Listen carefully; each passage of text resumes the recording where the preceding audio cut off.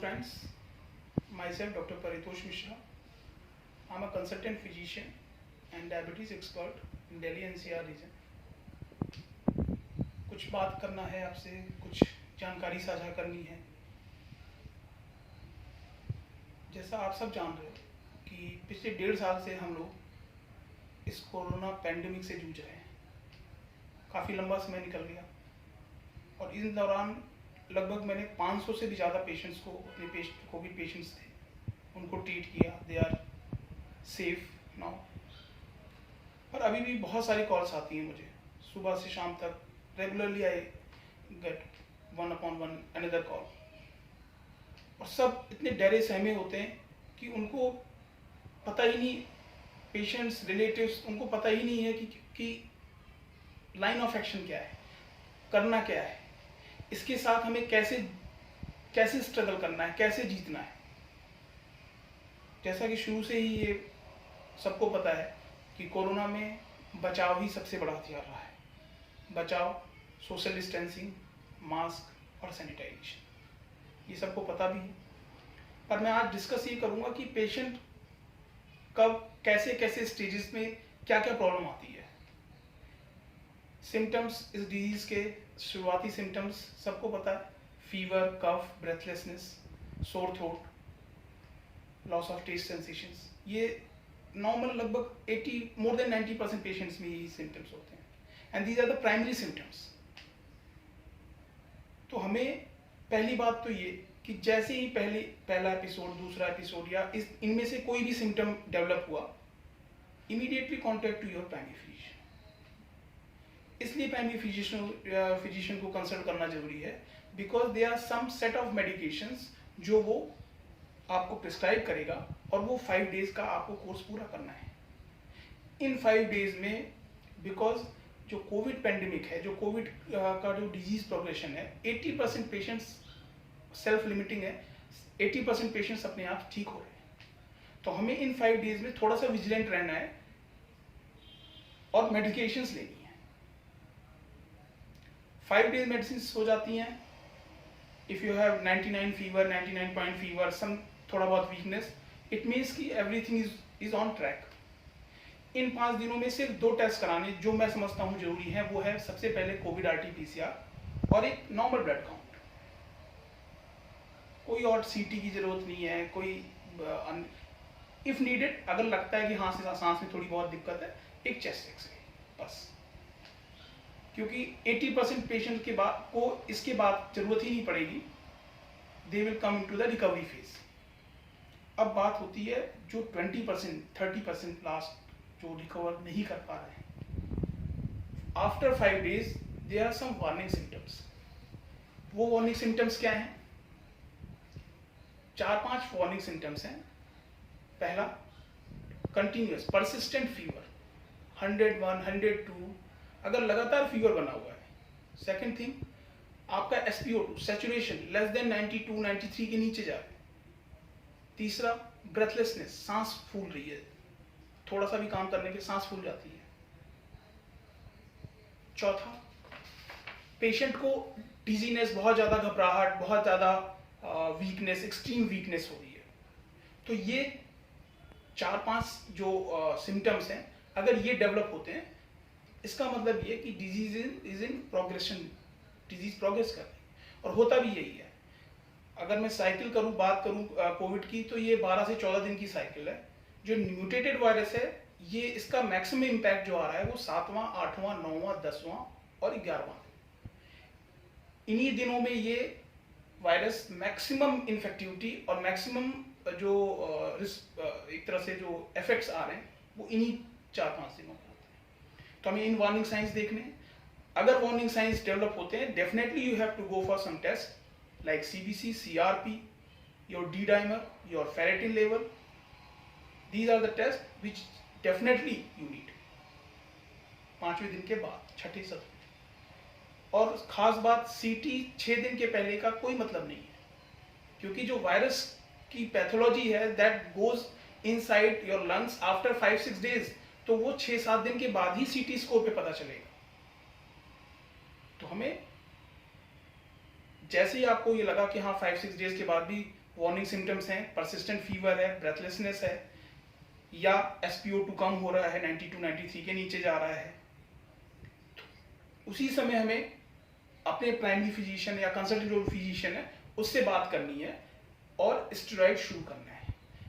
Right way of starting steroid is will be decided only by your physician, क्योंकि steroid ऐसी चीज है जिसमें डोज मॉडिफिकेशन इंपॉर्टेंट होता है और किसको कितनी नीड है ये आपका फिजिशियन डिसाइड करता है। तो steroid is mainstay of the treatment in moderate to severe disease case of patients, लेकिन आपको अपने फिजिशियन से डोज कैलकुलेट करके कितनी नीड है स्टेरॉइड की उसके हिसाब से स्टेरॉइड लेना है। क्योंकि मेरे कई सारे पेशेंट नए यंग एडल्ट्स में मैंने देखा कि when I started steroid they start developing अरिथमियाज and bradycardia.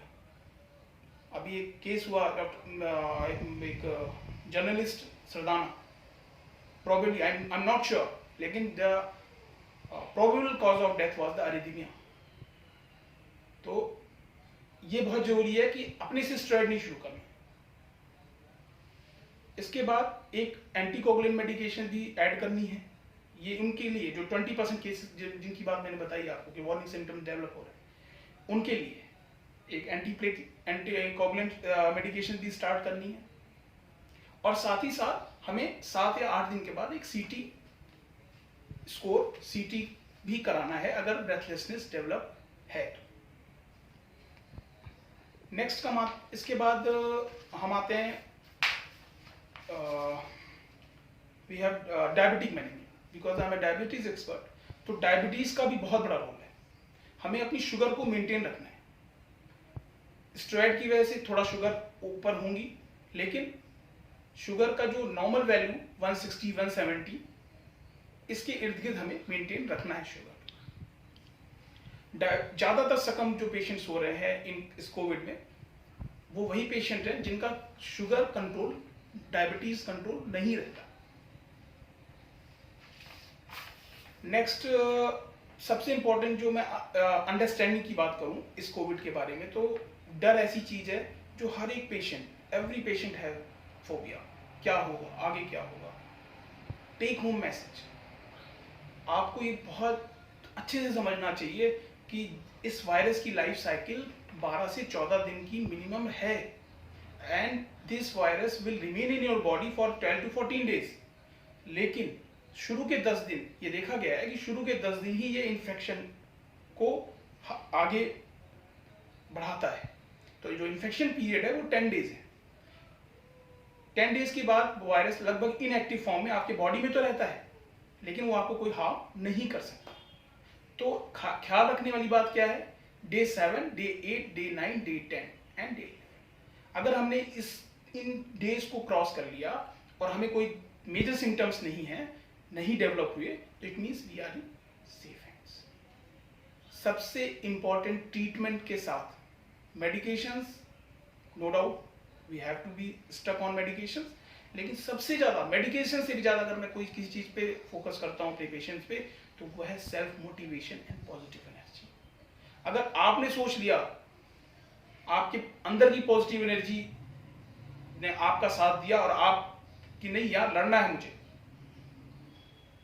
Mind my words, no one can defeat. Second thing, physiotherapy, जो कि खुद से आप करिए, डीप ब्रीदिंग एक्सरसाइजेस करिए, ब्रीथ को कैसे होल्ड करते हैं फॉर 25 सेकेंड 30 सेकेंड, ये एक्सरसाइज करिए।